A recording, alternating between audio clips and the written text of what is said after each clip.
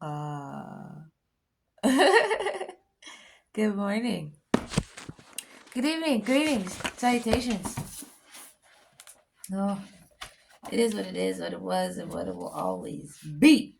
My name is Alu-tru. How are you? That's what you do. Okay. During the past few years, there was potential findings on neurofeedback from 20 sessions of neurofeedback, resulting in 40% decrease in PTSD symptoms in groups of participants with chronic histories of trauma who had not significantly responded to talking or drug therapy. Most intriguing was the marked effect of the neurofeedback on executive functions. The capacity to plan activities to anticipate the consequences of one's actions, to move easily between one task and another, and to feel in control over one's emotions. To my knowledge, no other treatment has achieved such marked improvements in executive functions, which predicts how well a person will function in a relationship, school performance, at work, etc., etc. In his practice, he uses neurofeedback primarily to help with the hyperarousal, confusion, concentration problems of people who suffer with developmental trauma. However, it has also shown good results for numerous issues and conditions that go beyond the scope of this book, including relieving tension headaches, improving cognitive functions following a traumatic brain injury, reducing anxiety and panic attacks, learning to deepen meditation states, treat autism, improve seizure control, self regulation and mood disorders, and more. As of 2013, neurofeedback is being used in 17 military and VA facilities to treat PTSD. Mm. It further goes on to state brain regions that function together to carry out normal and abnormal mental operations can be thought of as analogous or electrical circuits. The latest research shows that the malfunctioning of the entire circuit may underlie many mental disorders. 3 years later, it was announced that reorienting its research away from DSM categories and focusing on disorders of human connectome, connectome, connectome, as connect and then om at the end of it. Don't look at my dry lips, leave it alone. As explained by Francis Collins, director of the Natural Institutes of Health, the catacomb refers to exquisitely interconnected networks of neurons in your brain. Like the genome and the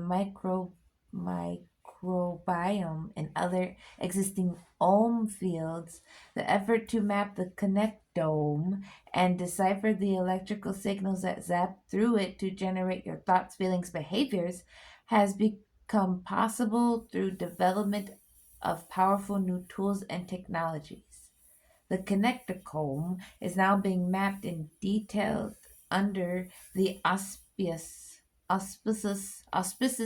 of NIH, NIHM, National Institute of Mental Health.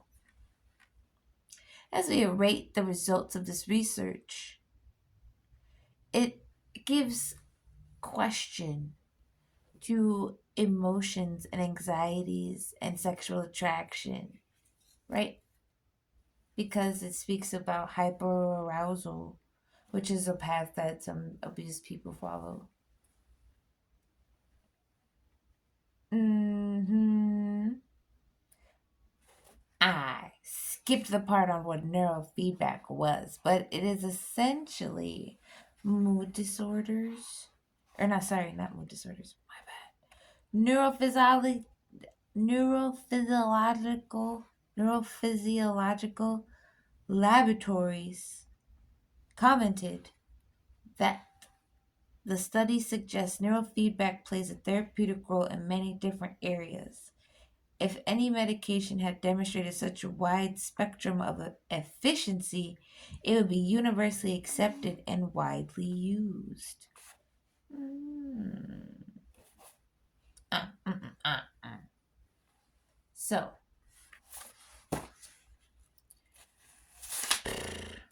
going back, we have 5 different neurofeedback systems to adopt. Oh, this is about the whole dang thing. Hold on. No, I just need you to tell me what it is. Thank you.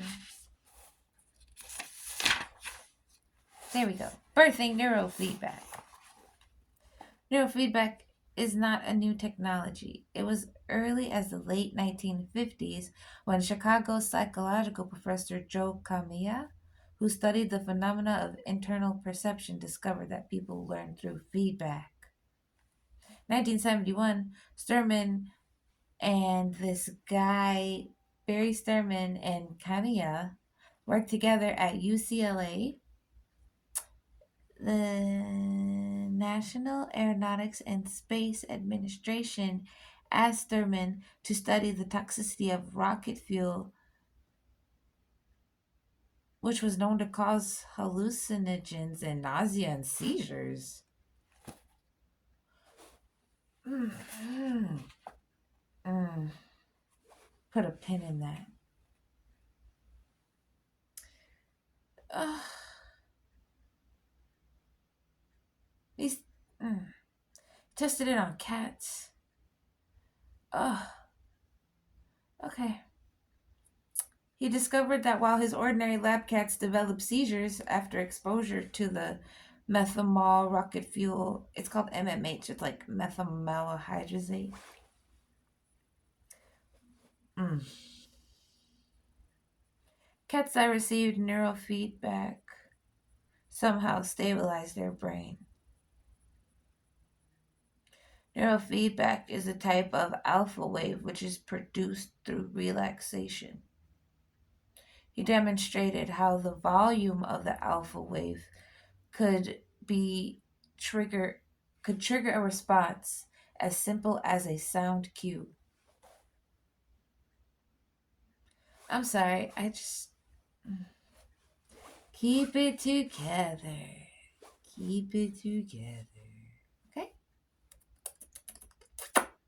Simon then had his first human subject. It was a 23-year-old woman named Mary Fairbanks. She suffered from epilepsy and grand mal seizures. At the end of 3 months, she was virtually seizure free.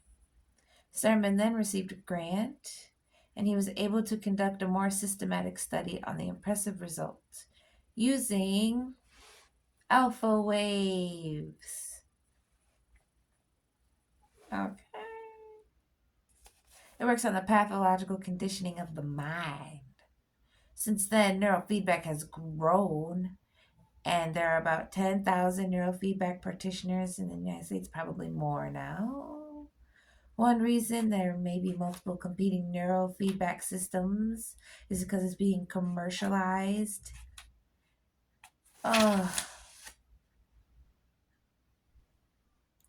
okay. I'm sorry, I just got stuck on the whole let me put some rocket fuel on a cat till it gets epilepsy and then cure it with something else. That is exactly what they are doing to us in real life time. This is a confrontation of reality, bro. They are testing shit on us and then giving us medicine to see if it will fix that shit. Oh my god. Duh. Like, this is our life. This is the reality we live in. Oh. Whew. Okay.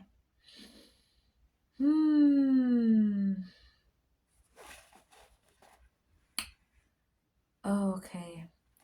I felt myself truly awakening to the stunning potential of this treatment. It was obviously a critical condition, and and Lisa was proved very intelligent. She was like many survivors I had known, wiry with a sense of humor. Based on what I knew about her background, it was a miracle that she was so calm and self possessed. She had spent years in group homes and mental hospitals. This is how she began her story. I used to envy kids who knew what would happen when their parents got drunk. At least they could predict the havoc. Her father abandoned the family when she was only 3. She was Tourette at the mercy of her psychotic mother. She lived up in an attic.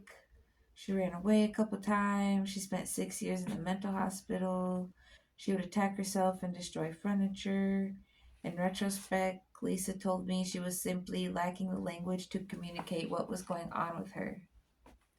When Lisa turned 18, she matured out of the Child Protective Services, and she was then starting on her independent life without family education, money, or skills. She acquired her first neurofeedback equip. What? Stop. Shortly after discharge, she ran into Sabian, who had just acquired her first neurofeedback equipment and remembered Lisa from the residential treatment center. Look at God. Where she had once worked. She always had a soft spot for this lost girl, and she invited Lisa in to try her new gizmo. When Lisa first came in to see me, it was a fail. She walked around with a vacant stare, carrying a pumpkin wherever she went. I wasn't even sure that I had gotten to any organizing myself. Any form of talk therapy was impossible for Lisa. Whenever she was asked about anything stressful, she would shut down or go into a panic. In Lisa's words, every time we tried to talk about what happened to me growing up, I would have a breakdown. I would wake up with cuts and burns, and I wouldn't be able to eat or sleep. I was afraid all the time. I didn't like being touched. I was jumpy and nervous. I couldn't close my eyes. This makes you feel crazy, you know? Like when you're in a room with someone you trust and you know intellectually that nothing is going to happen to you, but the rest of your body can't relax. It was like someone was putting their arm around me just to be incapacitated. Lisa recalls disassociating when she was a little girl, but things got worse after puberty. I started waking up with cuts, and people at school would know me by different names. I couldn't have a steady boyfriend because I would date other guys when I was disassociated and then not remember. I was blacking out a lot and opening my eyes into some pretty strange situations. Like many severely traumatized people, Lisa could not recognize herself in the mirror. There was no one to confirm her reality. When she was 17, they took her to an emergency room, but she couldn't tell the doctor what she had done to cut herself. She didn't have any memory of it. A lot of people involved in mental health tell you it doesn't exist, but this completely existed. The first thing Lisa did after she aged out of the residential treatment program was go out for medication. When Lisa was invited to do neurofeedback, Servian had little idea what to expect. Lisa would be the first disassociative patient she tried this on. They met twice a week and started by rewarding more coherent brain patterns in the right temporal lobe, in the fear center of the brain. After a few weeks, Lisa noticed that she wasn't uptight around people anymore. She no longer dreaded basement laundry in her building. Then came the bigger breakthrough. She stopped disassociating. I had always had a constant hum of low level conversations in my head. I was scared I was schizophrenic. After a year and a half of neurofeedback, I stopped hearing those noises. I integrated everything and it just came together, I guess. I can now actually talk about things like my childhood. For the first time, I started being able to do therapy. Up until then, I didn't have enough distance and I couldn't calm down enough. If you're still in it, it's hard to talk about. I wasn't able to attach it in the way that you need to.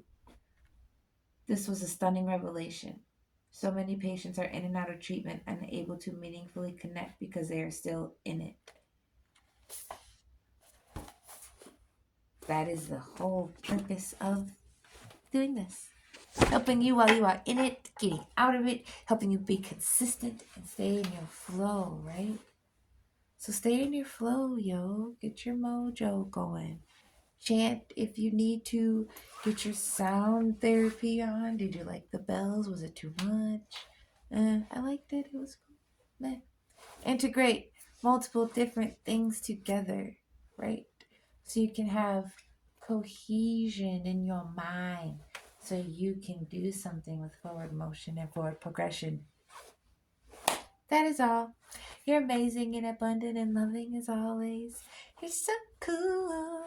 So freaking cool.